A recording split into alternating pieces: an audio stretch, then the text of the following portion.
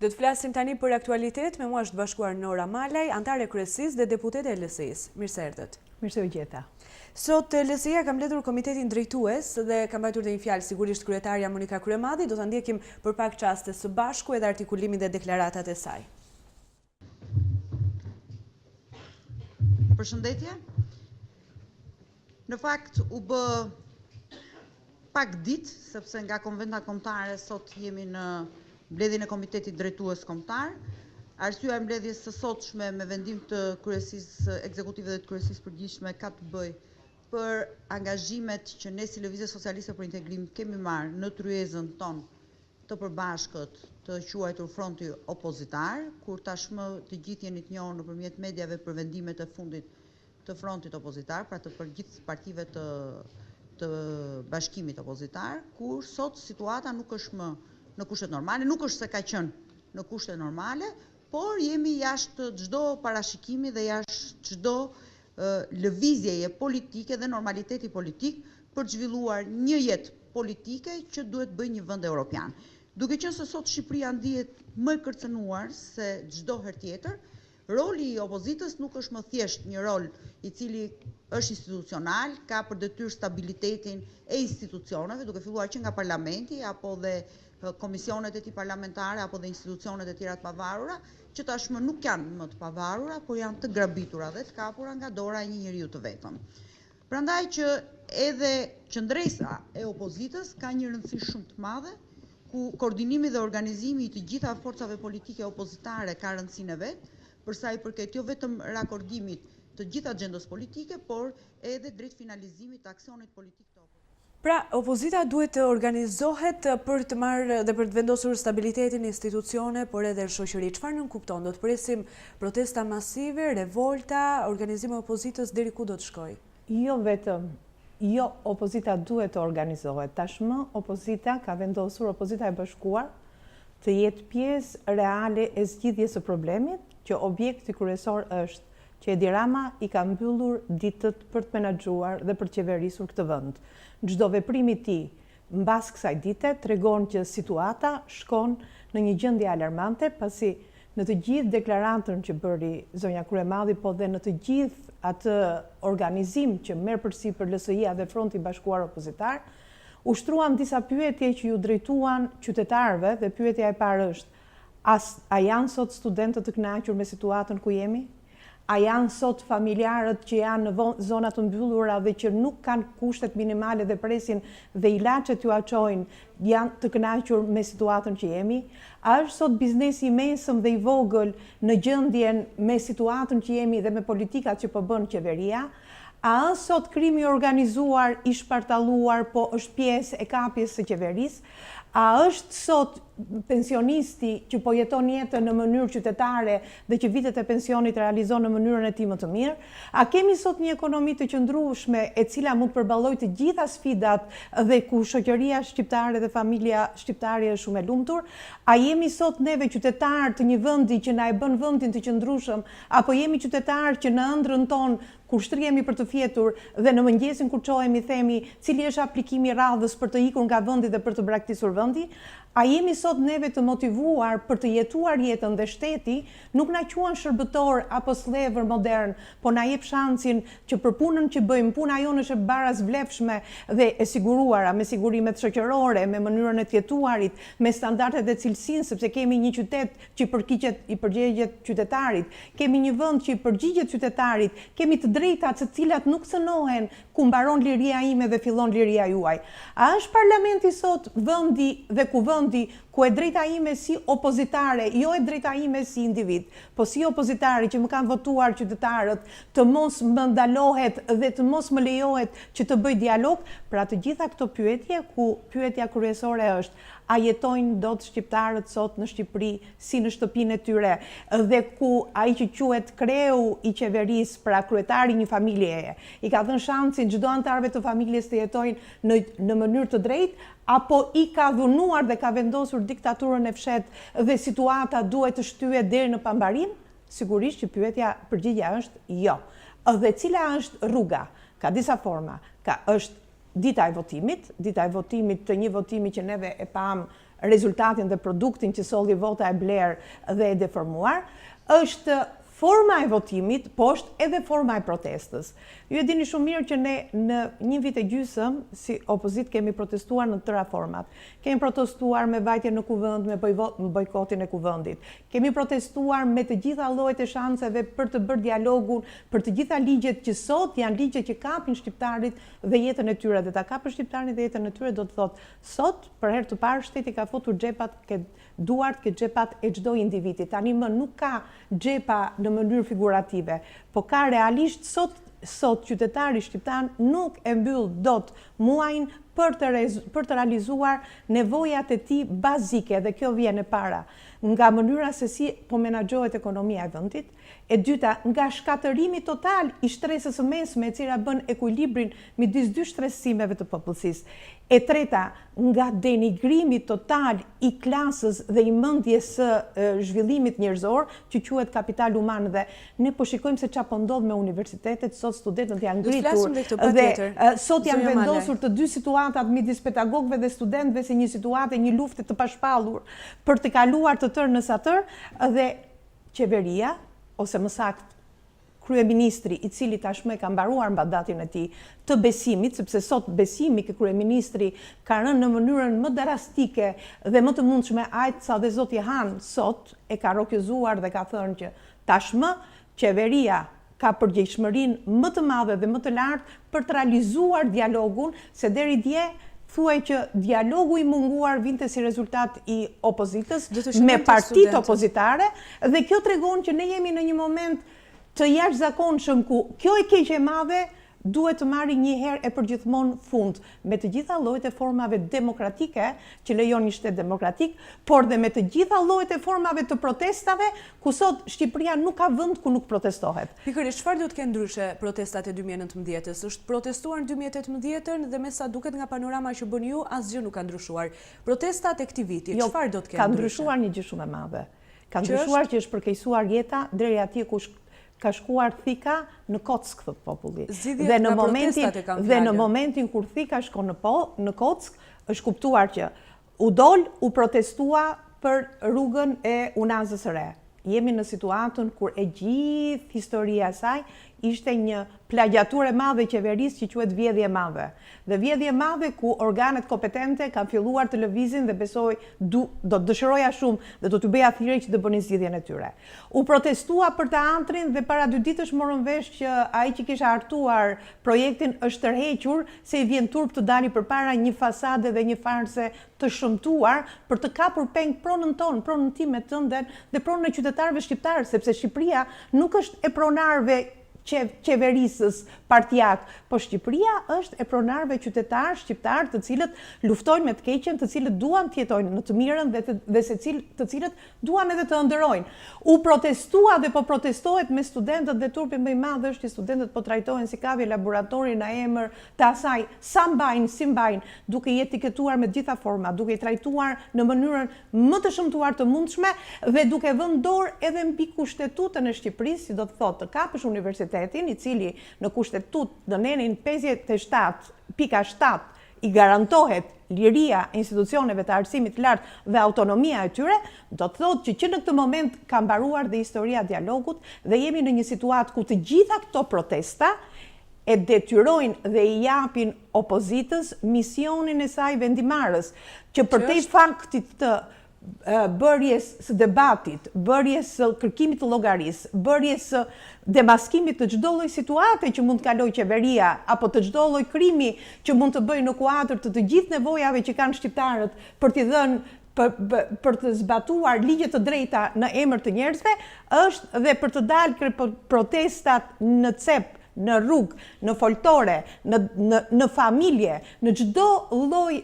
situate dhe për të kuptuar që tashmë me erën e protestave nuk ka kthim mbrapa për një emër që quhet kryeministri i ikur Edi Rama.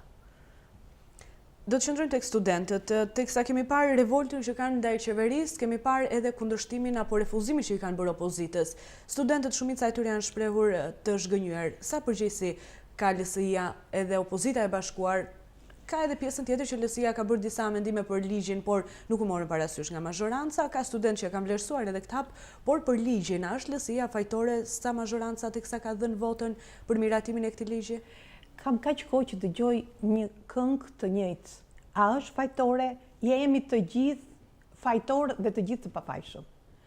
Jemi fajtor për një arsye fare të thjeshtë, sepse secili nga ne merr përsipër të bëj vendimarrjen e tij në rolin e tij dhe kur mendon dhe beson dhe them, ne të dy futemi për të drejtuar një qeveri. Dhe kur futemi për të drejtuar një qeveri, unë dhe ju bëj një pakt. Pakti im është shumë i thjeshtë dhe shumë i qartë. Do ta bëj më të mirë sistemin e arsimit. Dhe ti më premton si kryetari i qeverisë që po unë do ta çoj GDP-n në 5%. Dhe unë të besoj si pjesa e koalicionit se të kam quar në fillim kur kam jetuar bashkë me ty, dhe ti më thua mua që ta rregulloj këtë gjë, unë duhet bëj disa akte ligjore dhe nënligjore. Dhe kur unë të bëj oponencën konstruktive, edhe të shfaqur, edhe të pashfaqur, ti më thua të lutem, hajde ta kalojmë këtë ligj dhe pastaj unë të premtoj që të të bëj amendime. Dhe në besimin, sepse fjala ka dhe kodi i besimit, edhe kodi i moralit, edhe zbatimi i ligjit, ndërkohë kur të gjithë palët e interesit ngrihen dhe së fundmi kemi dëgjuar dhe zotin Gjonçaj që e ka shkruar vetë ligjin, i cili ka thënë që nuk është ai ligj që kam shkruar dhe hartuar unë,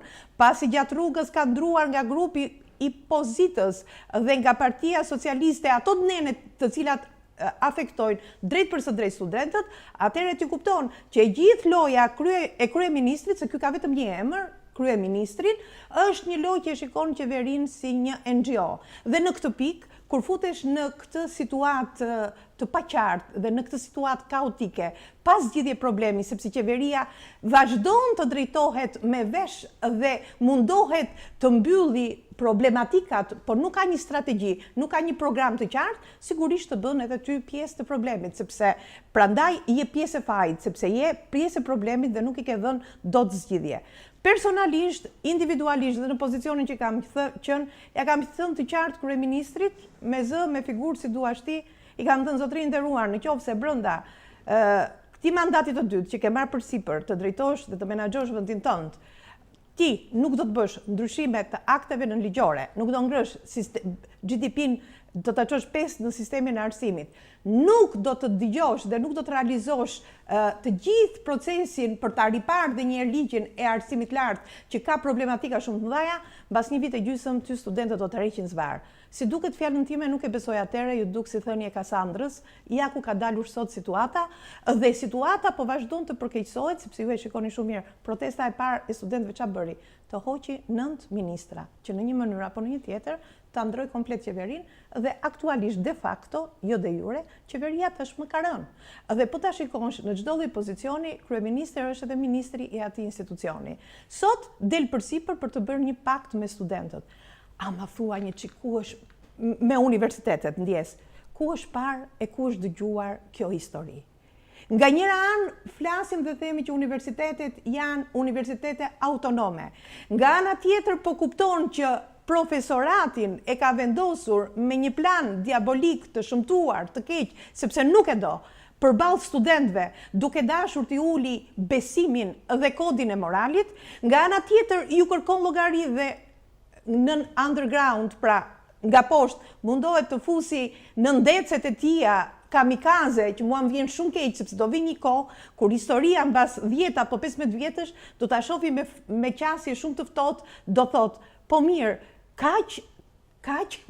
të paaft ishin këta njerëz që u përdorën për interesat dhe qëllimet e një njeriu,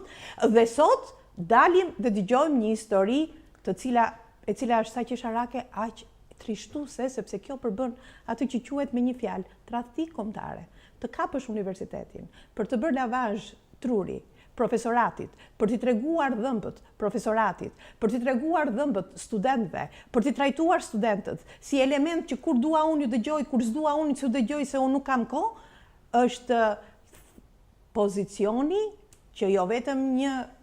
kryeministër nuk mund ta nderoj, por asnjë intelektual, asnjë qytetar, asnjë njeri që minimalisht ka bërë një shkollë të rregullt nuk mund ta vëri përballë të gjithë kësaj situate që po shikojmë.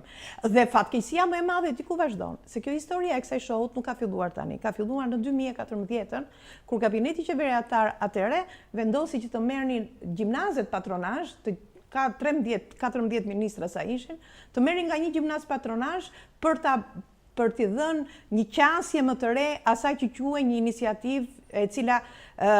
në kohën kur kemi qenë dhe së bashku ishte iniciativa që të japim shansin që shkolla të kthehet në qendër komunitare. Rezultatet, si të gjitha rezultatet e gjysmë reformave që kemi filluar dhe si të gjitha rezultatet e të gjitha aksioneve, se këto janë aksione me goditje dhe me urdhër politik që të shkojmë si historia të kujton kohën më përpara kur bëheshin ato revolucionet për të ndryshuar dhe për të quajtur intelektualët, njerëzit më të paaftë të vendit dhe për të filluar ato fletrufet kolektive dhe hajde tani t'ju bëjmë gjyqin kolektiv këtyre njerëzve të cilët nuk meritojnë të vlerësohen. Dhe mbasi i bëri të gjithë këtë shohun e madh për të hequr vëmendjen, se kjo quhet në artet marciale heqje vëmendjes, që më gjuan në sup, unë do të gjuaj në këmbë, në mënyrë që populli të mos merret me këtë histori, po populli i shkret që është i kënaqur sepse prodhon dhe konsumon vetëm lajm, qëndron përpara lajmit dhe interesohet për çdo gjë vetëm në fund të dritës, nuk interesohet nëse gruaja në familje ka mundësi të vëri fasule dhe të ziejë dhe të japi fëmijëve fasule, apo nëse do ham bukë dhe nuk e dim se si ja ham bukën, apo si do jetë cilësia e ushqimit dhe se si do ta vazhdojmë jetën, apo si do të marrim ato 5 të ardhura që të realizojmë dhe të paguajmë shkollat e fëmijëve në mënyrë që nesër mos na vi litari në fyt dhe të mos jemi të vazhdojmë të jemi borxh në të gjitha vitet. Dhe në të gjithë të qasje, normalisht merr edhe klasën e pedagogëve, edhe klasën e atyre që quhen pedagog të zgjedhur pra niveli më i lartë i rektorëve dhe i ul përpara dhe i thotë dëgjoni ju këtu thotë se do vinë disa ministre, të cilat i kanë votë besuar dhe zgjedhur unë në respekt të secilës nga zonjat. Nuk kam dhe zotërinë, nuk kam asnjë lloj paragjykimi për to dhe do t'i vë që ato të bëjmë praktikat mësimore. Nuk mendoj se do të ndihmojë punësimin kjo zgjidhje e kryeministrit? Punësimin e studentëve. Ç'është kjo? Do të ketë ministri i drejtësisë, është zotuar se do të ketë edhe komunikime zyrat ligjore për fakultetin e drejtësisë. Kush ja jep këtë kompetencë? Orientim ky drejt tregut? Kush ja jep këtë kompetencë ministres së drejtësisë? Ministra e drejtësisë bëj reformën e drejtësisë dhe të na rregulloj situatën sepse doli ke me zë dhe me figurë ke zëri Amerikës për mënyrën se mënyrën se si bën rekrutimin dhe tani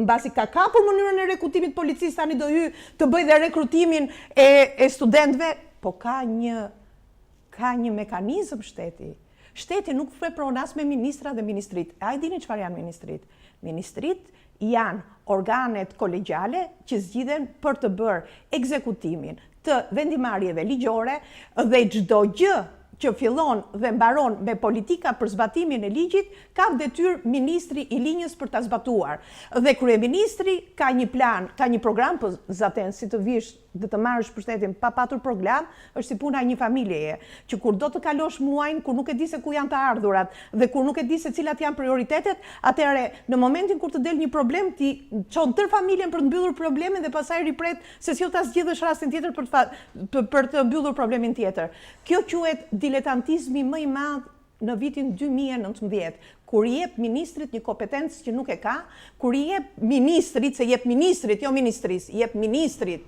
se në të kundërt atëherë le të mos bëjmë këshillin e ministrave, le të mos bëjmë vendimarrje kolegjale dhe le të mos dalim mbi kompetencën shumë të rëndësishme që lidhet me një ministri, që është Ministria e Arsimit dhe Sportit dhe e rinisë që ka detyrën ligjore për të ndjekur hap pas hapi të gjitha modelet e programeve të punësimit dhe të gjitha kriteret dhe jo të nxjerrë ato VKM, të cilat janë të gjitha të jashtëligjshme dhe që kanë krijuar një kaos të jashtëzakonshëm në të gjithë menaxhimin real dhe situatën aktuale që po ndodh sot në sistemin e arsimit të lartë. Nuk mund të kapet sistemi i arsimit të lartë me patronazhe. Sistemi i arsimit të lartë është sistem GDP 5%, me qëllim përgjysmimin e tarifave për çdo nivel studimi. Shkruhet në paktin për universitetin. Jeni dakord me këtë? GDP 5%, jo jemi dakord, po e votojmë me të dyja duart se ja dham shansin për ta bërë GDP 5% dhe nuk ka arritur ta bëjë deri tani. Po historia është që me këtë lloj modeli të një kryeministri që nuk gjendet në asnjë vend të botës, nuk ka model si ky, nuk e gjen dot. Unë jam jo vetëm skeptike, po them, nga e thëna në të bërë, është një det i tërë, thot populli. Dhe historia ka treguar që ky ka thënë e nuk ka bërë gjë dhe gjitha gjërat i ka lënë në mënyrë gjysmake, sepse ai ka një problem shumë të madh. Dhe problemi i tij i madh është që ai ka zgjedh ta drejtojë qeverin sipas modelit të NGO-s. Ai mendon se është zoti i vendit dhe duke dashur ta quaj veten si zot, e quan të gjithë mjedisin një sultanat të madh ku nuk ka kufi dhe mendon që është me liri pa kufi. Ndaj është e keqja e vendit dhe ndaj atij tashmë ora i ka mbaruar dhe në fakt nuk ja vlen as ta diskutojmë atë, pasi për mua de facto ai nuk është de jure, ai mund ta mbaj deri në momentin kur ta kuptoj që fatkeqësia më e madhe askush nuk ja thot që zotëri nderuar ke kaluar në stadin e një njeriu paranojak i cili nuk po kupton që në nervin e tij e merr kauzën si kauzë personale. Duhet kuptoj një gjë shumë të rëndësishme. Sot shoqëria shqiptare është një shoqëri e maturuar. Ndonse sot jemi në një situatë ku informacioni i parë kundërshton informacionin e dytë, kur grupe të ndryshme interesi janë kapur nga interesat të caktuara dhe kur njerëzit nuk dalin mbi palët,